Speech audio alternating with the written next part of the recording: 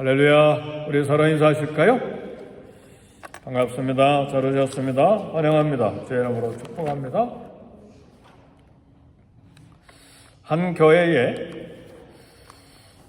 사탕을 넣은 단지가 하나 있었는데 그런 교회들이 가끔 있어요. 왜냐하면 이 주일학생들, 초등학교 예배가 끝나면 아이들이 그 단지에 손을 넣어서 사탕을 하나씩 꺼내가도록 이렇게 사탕 단지가 있는 교회가 있습니다. 제가 쌍파울레 어떤 교회, 침례교회 설교 부탁을 받고 가니까 그 목사님 교회는 담임 목사실에 아예 사탕 단지가 있더라고요.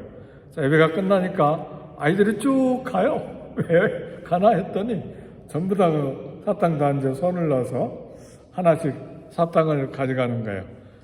오늘 우리 어른들이야 단 것 안 먹으려고 사탕 주워봤자잖아요. 근데 아이들은 달죠. 또 옛날이고 그러니까.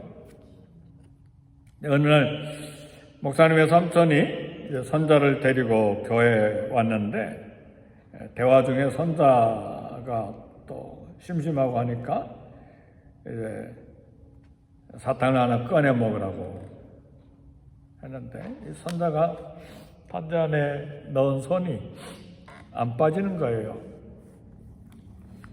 이상하다. 손목을 잡아 빼려고 하니까 막 아야 하고 막 아프다는 소리 지르고 손이 안 빠지는 거예요. 알 수 없이 목사님이 단지를 깨기로 했습니다. 그래서 조심스럽게 단지를 깨뜨렸는데 그 조그만 꼬마의 손 모양을 보고 놀랐어요. 아이의 주먹이 쥐어졌는데 주먹 안에 사탕이 7개나 쥐고 있는 거예요. 그러니까 손이 안 빠지는 것이죠. 오늘 본문에는 이제 욕심 때문에 나병이라고 하는 영원한 질병을 참 받고 그렇게 살아야 되는 엘리사 선지자의 사원 게하시가 등장합니다. 요단강에서 나병이 완치된 나만 장군은 아람 사람이죠. 부하를 이끌고 다시 엘리사 앞에 왔습니다. 요단강에서 엘리사 선지자가 있는 길갈에까지 오려면 또 많은 시간이 걸리는데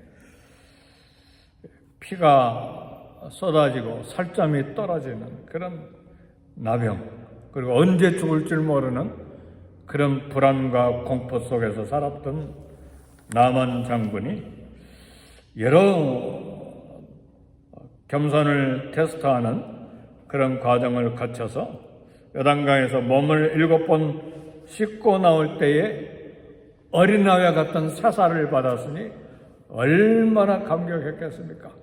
그렇죠? 어제도 그런 설교였습니다만 요즘 예쁜 얼굴 하기 위해서 얼마나 피부 무용에 많은 돈을 쏟아붓습니까? 그렇죠? 얼굴만 예뻐진다면, 고운 피부만 갖게 된다면 돈이 아깝지가 않죠. 근데 막 어린아이와 같은 완전한 사살을 받았으니 질병에 노임 받았죠. 건강해졌죠. 더더구나 놀라운 건 위대하신 하나님을 만난 거예요. 할렐루야. 네. 이 당시에 이스라엘의 수많은, 예수님이 하신 말씀이에요. 수많은 나병 환자가 있는데 그 당시에 나병에서 노임을 받은 사람은 이스라엘 사람들이 아니고 이방인이었다. 우리 주님도 그런 말씀 하시잖아요. 그러니까 위대한 하나님을 만난 것입니다. 이번에는 엘리사 선지자가 나만 장군이 왔을 때는 쳐다보지도 않았어요. 문 밖에 나오지도 않았어요. 아예 사환시켜서 처방전만 내렸어요. 그래서 나만이 막 화가 나가지고 막 어마어마한 돈을 가지고 왔고 군사들을 가지고 오고 옷도 가지고 왔고 막 돈이 막 은 몇 달란트예요? 10달란트. 금 막 6천 개니까 은이 300에서 600kg, 금도 69kg. 이 돈이 수억인지 수십억 원인지 모르는 어마어마한 돈을 가지고 엘리사 앞에 섰는데 쳐다보지도 않고 만나지도 않고 처방전만 사환에게 시켜서 보냈을 때 굉장한 시험이었죠. 겸손에 대한 시험, 순종에 대한 시험. 근데 이제는 엘리사 선자가 집 밖으로 나와서 나아만을 만나 주었습니다. 왜냐하면 하나님께서 주신 마지막 겸손과 순종의 시험에서 합격했기 때문에. 할렐루야. 하나님께 다 합격하기를 주의 이름으로 축복합니다. 우리 인생을 리그에렌 목사님은 시험이라고 했어요. 모든 게 다 시험이다. 큰 일이든 작은 일이든 모든 것이 다 시험이다. 사람과 관계도 시험이요, 물질에도 시험이요, 또 마음의 감정도 시험이요, 눈으로 보는 것도 시험이요, 입으로 말하는 것도 시험이요, 귀로 듣는 것도 시험이요, 손과 발로 행하는 모든 것이 다 시험이요. 시험의 관점에서 인생을 시험으로 봤어요. 네, 이방 나라 장군이 시험에 합격했기 때문에 엘리사 선자가 만나줬습니다.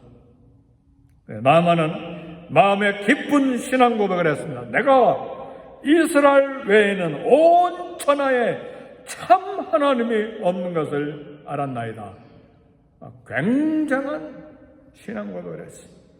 온 북쪽 이스라엘은 바알이 신인 줄 알고 바알만 섬겼는데 오히려 이방 나라의 우상을 섬기던 장군이 온 천하에 이스라엘 외에는 참 하나님이 없는 줄 내가 이제 깨달았습니다. 참 놀라운 고백이고, 이 고백은 이스라엘 백성들을 이방인의 입을 통해서 책망하는 하나님의 음성입니다.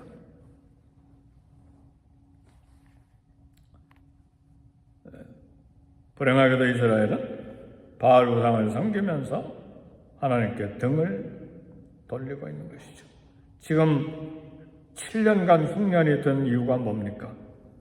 바알이 천둥을 일으키고 바람을 일으키고 구름을 일으키고 비를 내려서 풍성한 양식을 주는 신으로 온 이스라엘이 섬기고 있는데, 바알은 신이 아니다, 거짓이다. 그걸 가르쳐주기 위해서 이스라엘의 7년간 흉년을 하나님이 주신 거예요. 그걸 깨달아야 되는데 이스라엘이 깨닫지 못하고 하나님께 등을 돌리고 있는 것이죠. 이때에 이방 나라 군인의 입에서 참 하나님의 고백이 쏟아져 나온 것입니다. 그래서 나아만이 엘리사에게 담례로 그 많은 은이 300에서 600kg이면 얼마나 무거워요? 30kg만 들려고 해도 이 한남마켓에서 쌀 5kg짜리 하나 들고 가려면 조심해야 되잖아요. 손목 부러질까봐. 근데 300에서 600kg 은이면 어마어마하잖아요. 69kg 금도 어마어마하고 옷도 10벌이나 되면 어마어마한 건데 그걸 다 엘리사에게 선물로 주려고 엘리사하고 지금 그것 때문에 심각한 긴장이 형성이 되고 있습니다. 받으세요. 못 받는다. 받으세요. 못 받는다. 이게 이제 이 아침에 우리의 갈등입니다. 이 아침에. 제가 생각할 때는 지금 흉년이잖아요. 그리고 선지자 학교의 신학생들이 예리고에 길갈에 또 다른 곳에 100명씩 300명이 넘게 있고 배가 고파서 들에서 들외를 따다가 국을 끓여가지고 독 있는 독촌 넣어서 국을 끓이다가 막 죽을 뻔한 것도 있고, 이거 배가 고픈 현장인데, 사랑하는 성도 여러분, 엘리사는 하나님의 이름으로 맹세하면서 선물 받기를 거부했습니다. 큰 이유가 몇 가지가 있었어요. 첫 번째 이유는 참 선지자는 대가를 바라고 남을 치유하지 않는다.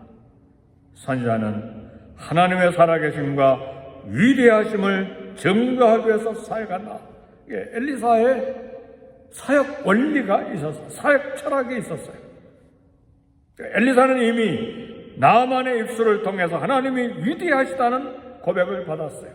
하나님이 위대하시다. 그러면 이 흉년에 위대하신 하나님은 선지자가 필요한 것은 위대하신 하나님이 공급하신다. 이걸 보여주기 원하는 거예요.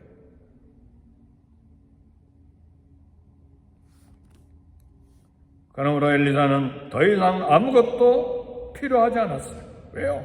이방인의 입에서 위대하신 하나님을 고백하는 그 고백을 들었기 때문에 목적이 달성된 것입니다. 또 하나, 만일 엘리사에게 필요한 것이 있다면 그의 하나님 여호와께서 위대하신 하나님이 채워주실 것이다. 그리고 나만 장군에게 분명히 하나 가르쳐주고 싶은 것이 있었어요. 지금까지 나만이 섬겼던 우상은 한없이 물질에 탐욕하는 우상이에요.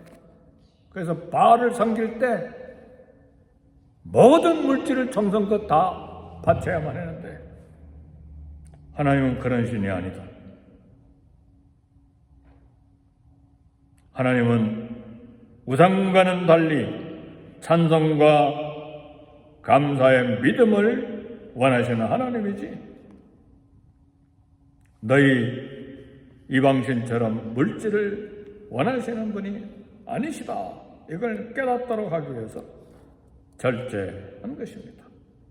그래서 엘리사는 하나님께서 값없이 은혜 베푸시는 진정한 창조주 구주이심을 알도록 받지 않는 거예요. 그리고 실제로 이 질병이 나온 것은 엘리사가 고친 것이 아니라 하나님이 고쳐주신 것입니다. 아멘입니까? 그래서요, 우리 시중에 병 고친 기도하고 물질을 요구하는 그런 경우들도 많잖아요. 우린 많이 생각해 보아야 합니다. 근데 이제 문제는 여기 본문에 불쌍한 사람이 소개돼요. 엘리사의 사원 게하시가 그걸 다 보고 있다가 엘리사 선지자 몰래 나만에게 달려갔어요. 나만은 얼마나 겸손해졌는지, 옛날 같으면 마차에서 내려오지도 않죠. 그러나 사환이 왔는데도 마차에서 내려서 웬일이냐? 게하시가 거짓으로 누가 왔는데 선생님이 은 1달란트와 옷 1벌을 달라고 하십니다. 나만은 얼마나 기뻐요. 막 그걸 다 주고 오려고 그랬는데 엘리사가 받지 않겠다고 그러니까 한편은 섭섭한 마음도 있는데 1달란트? 아니야, 2달란트 가자. 그럼 막 옷도 주고. 그래서 게하시가 이 2달란트 가져가는 게 힘들기 때문에 다른 사람을 또 데리고 갔던 것 같아요. 무거우니까.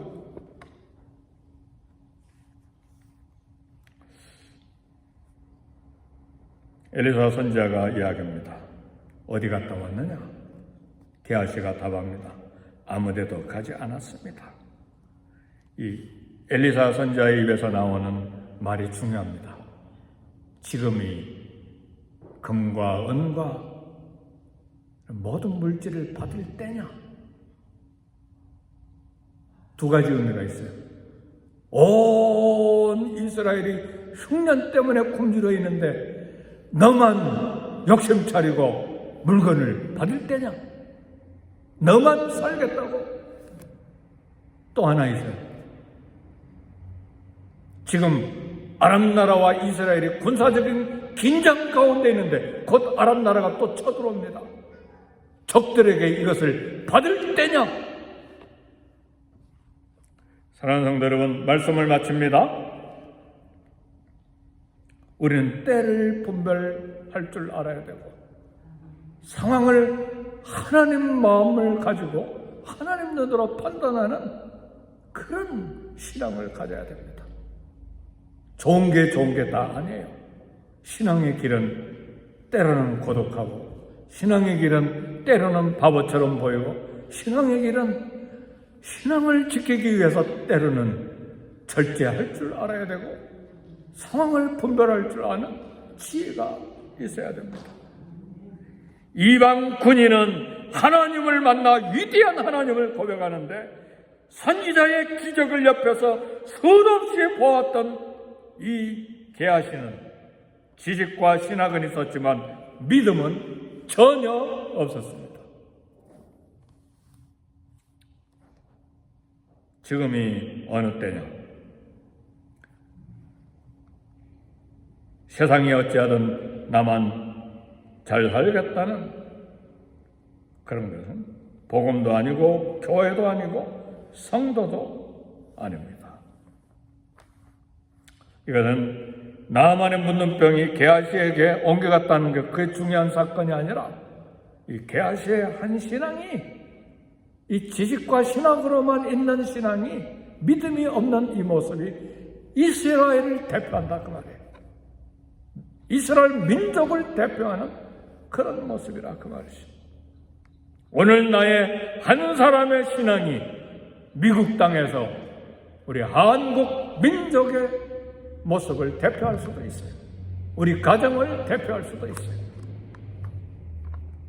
하나님의 사람 엘리사는 때를 아는 사람이요, 복음의 방해가 된다면 포기할 줄 아는 사람이요, 그리고 탐심을 쳐서 절제할 줄 아는 하나님의 사람이었습니다. 엘리사는 하나님이 신실한 분이심을 믿었습니다. 왜요? 받지 않아도 하나님이 먹이신다. 믿음을 지키면 하나님이 공급하신다. 히브리서는 13장 5절에서 말합니다. 내가 결코 너희를 버리지 아니하고 너희를 떠나지 아니하리라. 다 같이 기도하겠습니다. 말씀을 생각하시고 나와 우리 가정과 자녀들과 우리 교회에 믿음 충만, 말씀 충만, 은혜 충만, 하나님 앞에서 신앙에 충실한 하나님의 신실함을 믿는 부흥이 일어나게 해달라고 우리 다 같이 주의 이름 3번 부르시고 기도하겠습니다. 주여!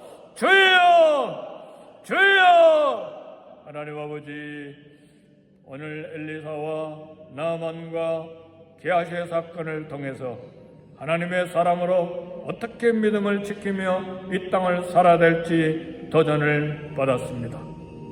지금이 무엇을 받을 때냐?